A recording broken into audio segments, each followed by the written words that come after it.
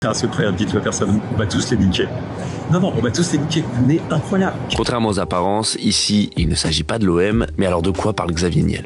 d'IA. De l'intelligence artificielle. Ok, bravo. On parle d'intelligence artificielle. Mais revenons un peu en arrière. Brut était invité à Marseille, à l'Orange Vélodrome, pour l'AIM, un événement autour de l'IA et de ses usages. Et du coup, dans un premier temps, on a voulu savoir ce qu'était l'IA exactement. Qu'est-ce que c'est que l'intelligence artificielle?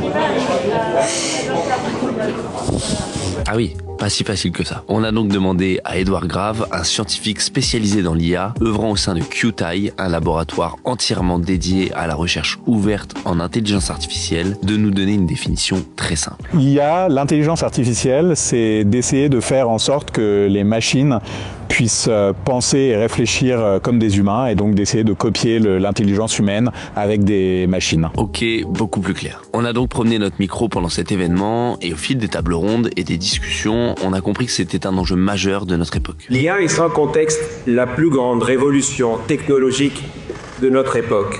Et elle dépasse même l'avènement d'Internet. Chez Brut, on a donc voulu savoir quelle était la place de la France et de l'Europe dans ce domaine. Et pour ça, on est allé voir Cédric Villani qui, en 2018, avait remis un rapport précisément sur ce sujet. Aujourd'hui, on peut dire que la France et l'Europe, parce qu'il faut les voir ensemble, ont toujours de grands atouts pour jouer le match de l'intelligence artificielle. Parmi les atouts, une excellente recherche. Parmi les atouts, une bonne culture sur ce sujet, avec des grands projets qui sont développés. Un projet comme Mistral, qui n'existait pas à l'époque 2018 et qui maintenant est tout à fait dans la cour des grands au niveau international. En se baladant, on a eu le sentiment que cet événement, il représentait beaucoup pour Marseille et pour la France en général. Je suis tellement content d'avoir ça en France, d'avoir ça à Marseille. C'est des trucs qui se créent nouveaux dans la technologie. Ça n'a pas beaucoup existé il y a 20 ans, il y a 40 ans quand j'ai commencé.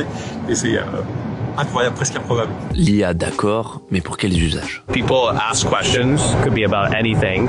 We identify real-time sources on the internet that have good factual information, and then we use AI, large language models, to synthesize that information and give you a natural language answer. Chez CMA CGM, l'IA joue un rôle très important dans les différents métiers du groupe, que ce soit dans le transport maritime avec l'optimisation de nos routes maritimes, l'étude de la consommation de nos émissions de CO2, l'automatisation de nos entrepôts pour ce qui concerne la logistique et également dans les médias où nous regardons à utiliser l'IA pour pouvoir faire notre travail de manière plus efficace. Je pense qu'on va pouvoir développer des molécules, des médicaments de manière beaucoup plus rapide, qu'on va probablement apporter de nouvelles solutions pour des maladies orphelines, pour le cancer.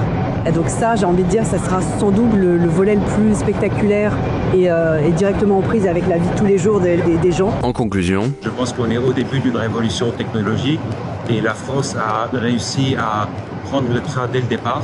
Et maintenant, sky is the limit.